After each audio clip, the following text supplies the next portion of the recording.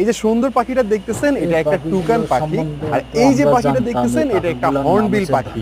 যদিও প্রথম দেখায় মনে হবে যে এই দুইটা পাখি সেম, কিন্তু আসলে এই দুইটা পাখি কিন্তু একদমই ভিন্ন। হাই মানে মনে হয় আমি প্রাণী সম্পর্কে মানুষকে নতুন নতুন জিনিস শেখানোর চেষ্টা করি। প্রথমত টুকান এবং হর্নবিল এই দুই টাইপের পাখিরই অনেকগুলো প্রজাতি আছে।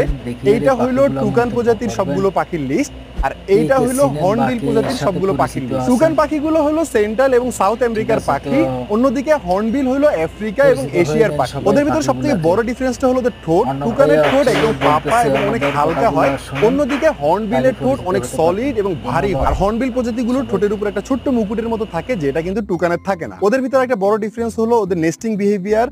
টুকান ট্রি ক্যাভিটি মানে গাছের গর্তের ভিতরে সরাসরি ডিম দেয়, ওরা কোনো নেস্ট তৈরি করে না, এবং বোথ মেল এবং ফিমেল ওদের বাচ্চাদের টেক কেয়ার করে। অন্যদিকে হর্নবিল অনেক ইন্টারেস্টিং নেস্টিং বিহেভিয়ার শো করে, যেটা অন্য কোনো পাখির ভিতরে নাই। ফিমেল পাখিটা গাছের গর্তের ভিতরে ঢুকবে এবং গাছের গর্তের মুখটা ও কাদা দিয়ে বন্ধ করে দিবে, জাস্ট একটা ছোট্ট ফাঁকা